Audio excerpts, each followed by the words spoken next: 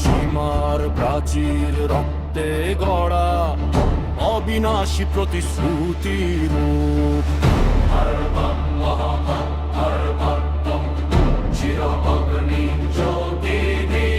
সীমার প্রাচীর রক্তে গড়া অবিনাশী প্রতিশ্রুতি রূপ।